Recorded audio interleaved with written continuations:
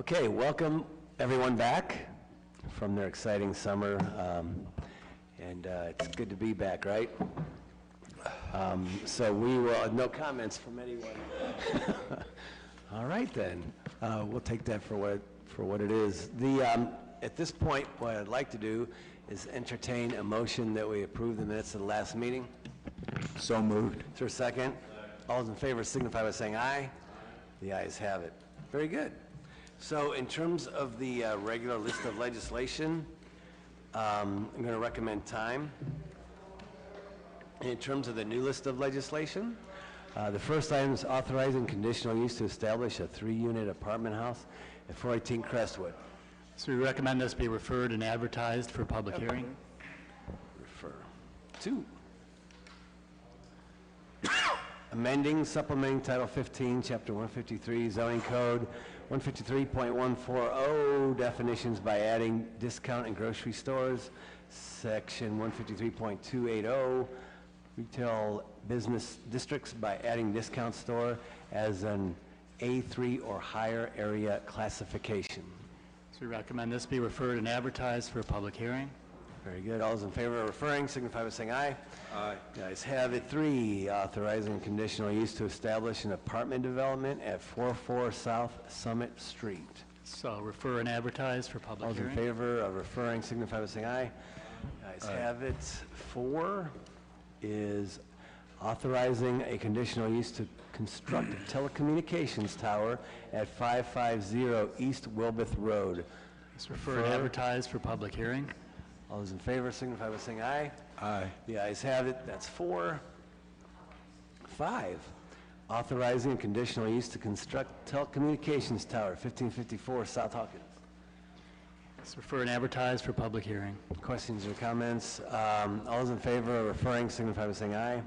Aye. The ayes have it. 6. Accepting a vacation plat for a portion of Young Street and an additional land to be dedicated to as Evans Avenue. Yes, this is accepting the vacation and dedication plat for this planned Evans Avenue realignment and bridge construction. This is east of Home Avenue. Very good. Consent would be fine. Consent's okay on this one? Very good. Any questions or comments? This is in support of the bridge that I believe have we started on that? Preliminary construction yeah. has started, yeah. Early stuff. I've seen a lot of dirt being moved and things like that, so we've already started this project. And this is just a portion of Young. And Young Street is basically a paper street? That's correct. Okay. Unimproved. So, very good. If there's questions, no questions or comments. Did you say consent is okay, or would you prefer that we pass? Consent would be fine. Okay, cool. Is there a second? Second. All those in favor of consent agenda signify by saying aye. The ayes have it. 7, authorizing the mayor to file an application with assurances and certifications with the U.S. Department of Housing and Urban Development and the Continuum of Care application for the Stuart McKinney funds for the homeless. Everyone should have received some documentation, I do believe. Yes, sir. From the planning director, a certain Mr. Segedy, and we do have that information. So Ms. Tomic is here to share on this particular piece. Ms. Tomic. Thank you. The Planning Department, in partnership with the Akron, Barberton, Summit County Continuum of Care, will be submitting their Continuum of Care application to the Department of Housing and Urban Development on September 30th in the amount of approximately $5 million. No city funds will be used for any of these projects. The Continuum of Care continues to be a community-wide effort that provides comprehensive homeless services to individuals and families throughout Akron and Summit County. The Continuum of Care assists communities in planning for and providing a balance of emergency housing, rapid rehousing, transitional and permanent supportive housing services, and resources that are needed to address the homeless needs in order to make them eligible to transition to appropriate jobs and independent living. The 2019 application, as indicated, is about $5.0 million. It includes 24 renewal applications and 4 new projects, and these have been ranked by the Continuum of Care Review and Ranking Committee and will be submitted to HUD as such ranking indicates. Projects do include funding for permanent supportive housing applications for the disability, rapid rehousing and additional to that, supportive services. The program targets single parents, single men and women, youths, individuals that have a mental illness and/or disability. With that, we ask for your approval and passage. Thank you. Thank you. Very good. So this application in comparison to last year's application, I understand it's a little bit higher? It's about our request? the allocation part is about $100,000 higher than what we received, what we were eligible to receive last year. Okay, very good. Is there any questions or comments? Ms. Mobian? I think I heard you say we have some new applicants. Correct. I'm sure you provided that. Could we have that by are we going to act on this tonight? Do we need to? So we can, it's at the pleasure of council for suspension of rules. So we call them new application, but some of them, we call them new application with our application, Right. but some of them are traditionally just renaming the focus of the projects, if that makes sense. So the providers are the ones that we've used, but they're just Correct. renaming some of their programs. Correct. Or else that we have an instance where we had a provider, last year it was Summit County Children's Services Board. They've opted out of the program, so Harmony House is taken over for that program. So we have to call them new projects, but they're essentially the same projects. Harmony House, is that the HM Light? No, it's a new program run with Ms. Carla McDay. Could we have that list again, please? The list is in your inbox. Is where? It should be in your inbox, but I can provide you with a list. Okay, I'll look through this to see. I just got my thing signed up. But thank you. When do you have to have this application in? September 30th. 30th? Okay. Thank you. Thank you. Mr. Swirsky? Yeah, just want to express gratitude for the work that you guys have done with the Continuum of Care, and I think the people in my ward are glad that there is a systematic effort to reach out and to provide housing for the homeless, and I feel very proud of the city's efforts in this area. Thank you. Okay, very good. Further questions or comments? Motion or? There's a motion. Is there a second? Second. All those in favor of the consent agenda signify by saying aye. Aye. Nay.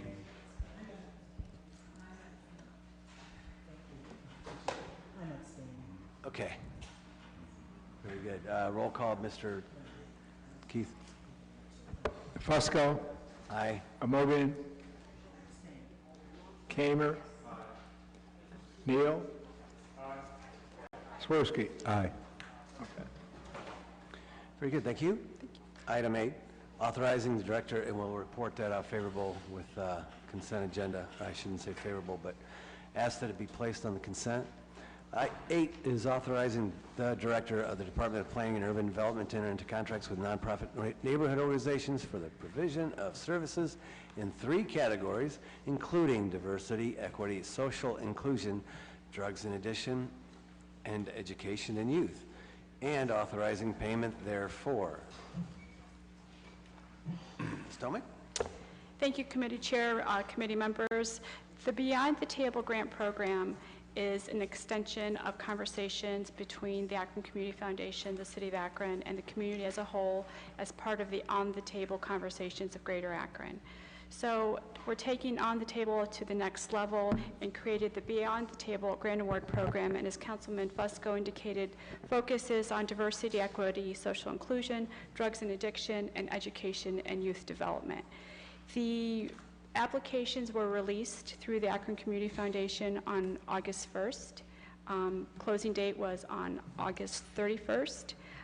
We have met with the Akron Community Foundation, And based on those recommendations, we received 34 applications, totaling a request of $575,000.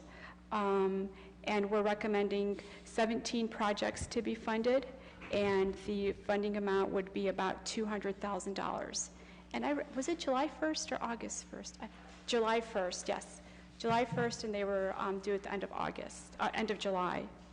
And then we reviewed them through August and early September, and before you are our recommendations for funding. Very good, thank you. And you've supplied council with all the Yes, recommendations? they were placed in council's boxes. Very good, thank you. Questions or comments? Mr. Neal? Thank you, Mr. Chairman. This is my first time really getting a chance to look at this, and we didn't have a chance to really talk about the city council grant program. My concern is this, that there were a lot of requests under the city council grant program that normally were under the neighborhood partnership program. Folks usually apply. As I stated, just in my ward alone, there were requests in the neighborhood of over $140,000. So I mean, again, this is my first time getting a chance to see this. I want to look at that. I'd like for us to go back and look at what we funded, what we didn't fund of these collectively, because again, I feel that things that normally were funded under the neighborhood partnership were directed towards the city council grant, and a lot of those folks, you know, even if they would have gotten funded, it would have been underfunded. Matter of fact, I had some that said, hey, look, I'm even going to withdraw my request because, you know, $500, $1,000 isn't going to help our program. Where before they used to be able to get, you know, $1,500, $2,500, $3,000 under the neighborhood partnership grant that allowed them to get $7,500. So I'll take a look at this, but I would like for us to take a look at the two programs combined, look at what was left out, and see where, if at all, we can find other means to fund those programs. Thank you. We could certainly, when we, yeah, thank you, Mr. Chair. We will certainly do that. Just as a reminder, though, the total amount of funding is quite a bit bigger than we used to do under the old NPP. So beyond the table is the $200,000 number, and then there was the new City Council NPP has additional dollars allocated as well. So we're actually doing more in terms of just sheer money going into neighborhoods than we did in the past. The other item I would just remind is that in terms of the amount, that is truly up to the council member and then the ultimate, the selection committee. So I can completely understand how a $500 amount might not be worth it, but it could be up to an $8,000 amount depending on how the council member wants to engage in that. But again, we can certainly look at that, but even under the old NPP, not everybody got it. So overall, though, we've increased the amount of money between the council program and the Beyond the Table program to the amount of money that this body is putting into the programs. Very good. Further questions from committee? Hearing none. Samples? Oh, I'm sorry. Thank you, Chair Fusco. So, as I look through this list, I've spoken with Helen already. I would like to see a ward breakdown, like she normally does that. She does the ward breakdown for us. I'm a little concerned by looking at a list of requests and what was granted, you know, based off of, we keep talking about youth violence in our community, and I see quite a few people who applied for youth and gun violence awards and were given none at all, but we seem to have awarded farms and golf and art, and not taking away from those things. I golf, but when we talk about gun violence in this community, and we've got a lot of people who requested things that have to do with gun violence, and we awarded farms, I'm very concerned by that. So I just would like to see what was the standard of the award? How do we get to the point of saying these are the people we're going to give the money to, who sits on that committee, and that's to try to really figure out and be intentional about addressing the things that have to do with gun violence and youth violence, because again, I'm not taking away from people who do farms and who love art and all that stuff, but we have a serious issue in this community, and it seems like with this grant it was ignored, and so I'd like to know what the standard was of giving out these awards. Thanks. Thank you. Any other? Mr. Neal? Oh, I'm sorry. Do you have your hand up? Your finger up? Thank you, Mr. Chairman. We talked initially about being intentional to make sure we're hitting each one of those pillars. While we're kind of querying for where the money went relative to wards, can you show me where they went relative to the pillars that we've identified here? I've also talked to the president about my concern, too, about the lack of addressing gun violence as a part of their wards, and I didn't really know who was on the committee. I think she gave me some kind of insight to that. But not only, sorry, Mr. Hardy, not only for the breakdown of pillars based on those who received awards, but those who didn't receive awards also. Thank you. Mr. Hardy? No, we certainly take those concerns very seriously. We'll get a map out so that folks, although I would just say that when we originally transformed both of these programs, we talked about that Beyond the Table would not have a equally distributed, that doesn't mean we can't change that going forward. I'm just saying that that was how we went into this particular round. The other piece as it relates to the gun violence piece. So we upped the award amount, obviously, so there's a lower threshold for readiness, if you will, for the council program, and a higher threshold of readiness to get up to $20,000 for a program. I think what we learned through this first year is that we have some work to do, and I think we've talked about it around the whole, around assisting community organizations with putting together a professional grant application. Some of the grant applications in the 30 or so that we got, just speaking for myself, I'm not speaking for the Community Foundation or for the team, were underwhelming from the amount of information that they gave, almost no information at all. And so there's a concern always when you have federal funds, but I'm sure the Community Foundation feels the same way with their funds, to make sure that we're not harming an organization by giving them more than they can handle at that particular piece of time. And I know that, and I can speak offline about a few. We can certainly make the applications available to you if there's a specific one to look at. But I don't want to say that I don't want anyone to think that gun violence was ignored. I think this first year was a learning experience for all of us, and we can definitely improve. And one of the areas we need to improve is whenever you're going for larger grant amounts, more is required in terms of specifying how you are going to spend the funds and steward the funds and create programmatic impact. So we may need to work with, in fact, I don't think we do need to find partners to capacity build within the community around what it takes to put in a professional grant application. Very good. Very good. Oh, are you done, or did you have more? So with all due respect, Mr. Hardy, and I believe we are making that effort, but it seems like we're saying this same thing all the time, whether we're talking about mighty businesses or whether we're talking about grants or whether we're talking about the development of CDCs in some of the underserved communities, that we know they're going to need technical assistance. Why we haven't put that in place is a big concern for me. Because what we find often, the people who are really doing the work, they are really doing the work, but don't have that level of technical expertise maybe to translate to paper. And that's a role, I think, when we have real bona fide groups out here working in the way that some of these folks do, that we should be able to get in there relatively quickly to support them. But I think the conversation was for this very reason that we had at the beginning, to make sure that we were, I don't know if equitably is the word we want to use, but to make sure that we were really hitting all three in the most equitable ways, because we knew that some of these applications would probably come in underwhelming, as you would say, but still is where we need the work done in the community.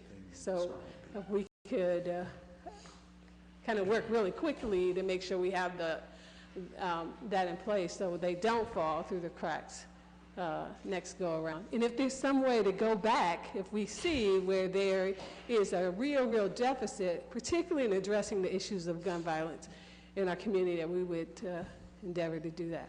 Thank you, sir. Thank you, Mr. Neal. Oh, then Ms. Thank you. To the point that my colleagues requested, earlier I'd asked, because most of these grants, as this one states, were based on equity, inclusion, and some things. Again, we have to understand what we're talking about when we use those terms, and they mean different things to different people. And I know as a community of folks, we're working to come to a common understanding and definition, but we had mentioned that there were metrics that were going to be used to measure that. Had asked if council could have those. So one, as legislators, when we draft legislation, create legislation, and review legislation, we can see if we're meeting those metrics. Because my concern here, like my colleagues, you know, when I just glance at this real quickly, I see like North Hill has several things that have been approved. I don't know if they got more money than other areas or whatnot, but when you do things and you're basing them off of equity, you make intentional decisions to direct resources to those areas that are most challenged. And I use this example all the time just so because most people can grasp it, and that is Title IX with college scholarships for women. University of Akron had to do away with college scholarships for, I think, baseball and wrestling, and take some from some other sports and specifically direct them to where the inequity was found. So when we talk about making decisions based on equity as one of the things that we use to measure, we have to describe and define and make sure everybody knows what we're talking about when we say inequity. And I know that may make some people feel uncomfortable, but if we don't do that, we're just going to continue to perpetuate those things that have created the inequities, even under our best intentions. So, you know, my challenge is just like looking at this. Like, I don't know if I'm looking at this real quick. I don't know if this one group applied, and this doesn't have so much to do with the equity piece, but it does have to do with just a need in our community, like the Greater West Akron Council of Block Clubs that runs the senior housing paint program. It has always came out of neighborhood partnership dollars. I don't know if we've set something else aside for them. I don't know if they were able to put in this new grant application, you know, because I had someone come to me who needed some assistance, and this was overwhelming for folks, because one, we had to assume that the person had online access. This was a hard application to fill out if the only online access you have is your cell phone, which this person, that's all they had. So, Okay. well, no. If you don't mind. Well, What I was excuse me, going to Mr. say Chairman. was, okay. What I was going to say was this, and that is, I'd be more than happy to refer this particular item. So there is some questions that folks have, obviously, and so, yeah, referring the item is, We'd be happy with that, Mr. Chairman. you can get some of your questions answered. Yeah, We're happy to this is my answer first any time questions. Yeah. First of all, we can't give money to people who don't apply. And we always made a paper copy available to anyone who asked. So bar none on any of the grants, as we've moved to an electronic format, if someone needs a paper copy, we make it available. The secondary thing is that we did two things, again, if council recalls, when we transformed these programs. We increased the threshold for the higher dollar program, which is what you have before you be on the table, and we lowered the threshold for the new council program, and we put particularly ward council members in the driver's seat in terms of how they wanted to allocate $8,000 per ward or partner with other council members to address some of the more startup, if you will, community organizations. But there is never going to be enough money, neither was there when we did the old NPP program, to fund every neighborhood cause in every ward of the city. So regardless of how we transform these programs, there is always going to be, on a year-to-year basis, someone who doesn't get the award. But doesn't mean they're any less valuable or that their cause is any less admirable. We are certainly willing to continue to build on this program and learn from it, and I've heard some good questions today, and we'll be happy to get back with you. But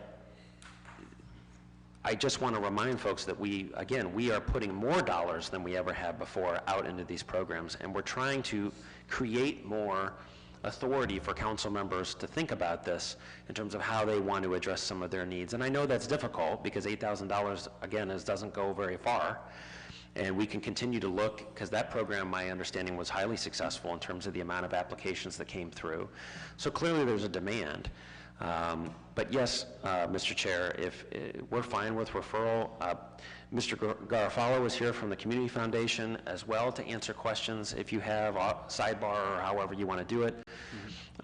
But we definitely want to continue to improve the program and make it as meaningful as possible.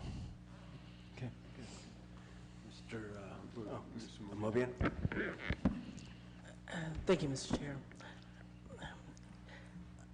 Let me just say this. I think the intentions that I hear are good, that we have identified that we have some serious challenges and gaps in how we are including other groups that may not have been included. This comes up almost with everything that we are trying to do. My question is, as a council, do we need to put forth some dollars behind a position or something that would address this? Because I think what Councilwoman Sims said is so true, that there are some people in our communities that are doing the work that we want to have done. They don't have the skills, sophistication, the wherewithal of how you partner with agencies or 501c3s or whatever. They're not good at that kind of stuff, but they're good at doing the work. If we had a way of helping to identify these individuals and help to walk them through what they need to do, or have someone help them. And I'm not saying that just because we're talking about minorities or African American communities, that their problems are different from others, because in many cases they are. But still, we want to be as inclusive as possible, and we want to make sure that the work that we want to have done in these respective communities, the work is being done. Because, when I think about the CSO project, for instance, when we put it out there, we had African American contractors on billboards, and we put them out there that they're going to be part of this project. But we know they've never been good at paperwork, never been good at filling out the orders and all that kind of stuff. And that has repeatedly gotten them into trouble. And a lot of the things that we're talking about today are the same issues that we continue to talk about. And it seems to me that we need to try to address what the real issue is. As we identify these groups that are coming forth, the ones that are really out there trying to do the work, how do we help them present what they are doing on paper so that they are eligible for these programs and dollars? Because that's what we want to see ultimately, is that grassroots folks are out there doing the work, and we want to make sure that the work continues, and we want to make sure we're complying with all the regulations from the federal level, the city, the foundation, or whatever. But again, we're not talking about folks that are sophisticated enough to say, I'm not good at this, but I'm good at what I do. And I know the community real well. Mr. Hardy? Point taken, and I'm more than comfortable here today pledging to the committee and to council that integrated development, at the least, is going to work to find some way to resource community-based support for grant application and grant, increasing capacity for grant writing in the community. I don't know exactly how we're going to do it, but I'll find a way. We'll find a way to partner with some agencies. We'll go to wherever we need to go to do community-based in the neighborhoods to help people understand, not just for the grants that the city puts out, but for any grant that might support the work that they're doing. And so I pledge right here and now that I will bring forth and update council. I don't want to put a fine point on it, but certainly before we hit our next break, some meaningful resources to get into the community to help with grant writing expertise. I know that's not addressing everything you're saying, but I definitely it, as I said, through this particular experience. And given the grant writing expertise we have in the community, I think we can forge a partnership to help address that across the board, not just for city. But I hear the other things as well, but in terms of what I can control right now, I will definitely endeavor to put together a community-based program around grant writing and increasing that expertise. Very good, thank you. Mr. Secretary. And I would just add that perhaps as integrated development works on that, that council members let us know what groups in particular you have in mind in terms of maybe folks who don't have those resources. I think it would help make that program as effective as possible. And we'll go to them. I mean, whatever we put together with the partners, we'll get out there to the We'll have to get neighborhoods. to Ward